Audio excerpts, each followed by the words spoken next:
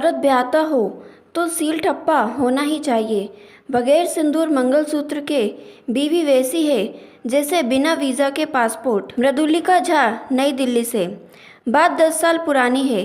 शहर बेंगलुरु की हवा में रवानगी तब कुछ अलग ही थी।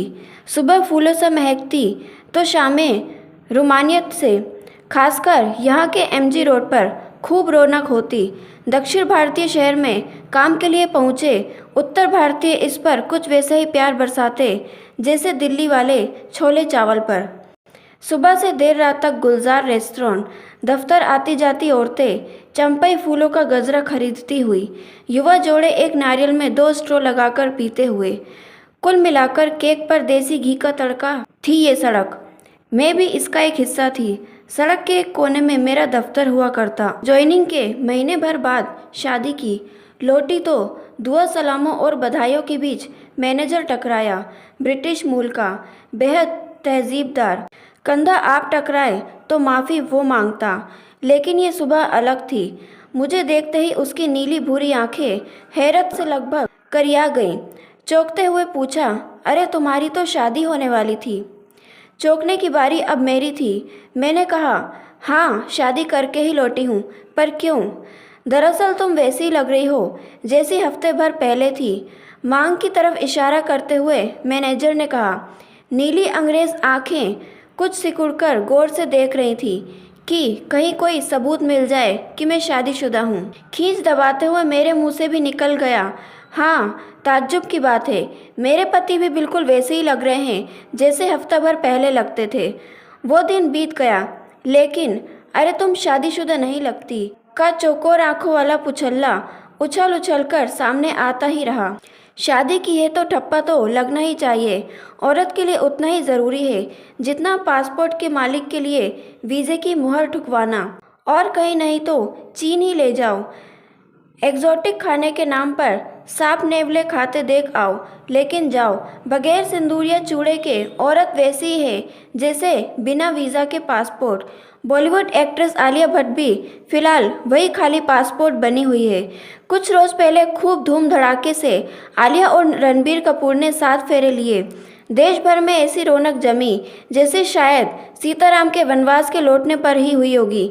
हर घर में चिराग जल उठे। सोशल मीडिया पर चिट्ठियों और तस्वीरों का अंबार लग गया।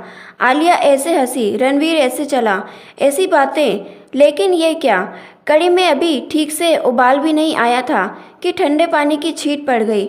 नवेली दुल्हन एयरपोर्ट पर बिना सिंदूर मंगलसूत्र के दिखी। उसकी मेहंदी हाथ भर भर के नहीं बल्कि छोटी सी थी, कुछ ऐसी जैसी दुल्हन की दूर की सहेलियां लगवाएं। अब गालों पर खिलती कटोरियों वाली ये नायिका परंपरा तोड़ू खलनायिका बन गई। कयास लग रहे हैं कि आलिया अपना सरनेम छोड़कर पति का सरनेम शायद ही ले। ये शादी नहीं टिकेगी जैसी आकाशवाणियां भी झड़ने लगी हैं।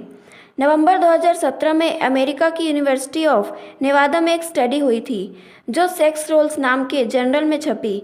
इनमें अमेरिका समेत ब्रिटेन की 3 स्टडी को शामिल किया गया जिनका मकसद ये समझाना था कि स्त्री अगर शादी के बाद पति का सरनेम ना लगाए तो क्या होता है। स्टडी में शामिल कॉरपोरेट दफ्तरों में काम करने वालों से लेकर निचले तबके के लोग भी शामिल हुए। इन सब ने माना कि बीवियों पर किसी न किसी किस्म की मुहरबंदी होनी चाहिए, फिर चाहे वो सरनेम ही क्यों ना हो।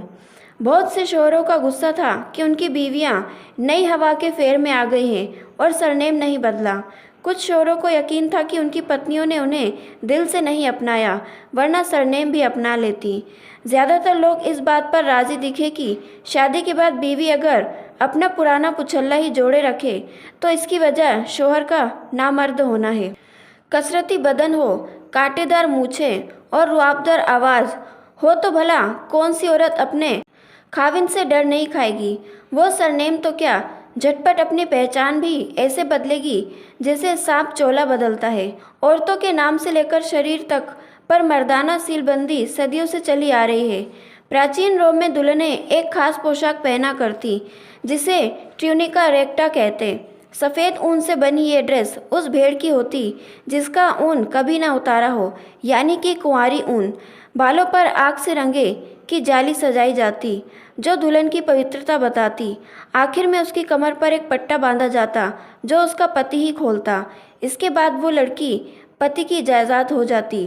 वो औरत जिसकी पवित्रता भंग हो जाए उसे खास तरह के कपड़े पहनने होते ताकि मर्द अलग से पहचान सके। ये अवेलेबल होती यानी मर्द जब चाहे इन्हें नोच खसोट सकते थे।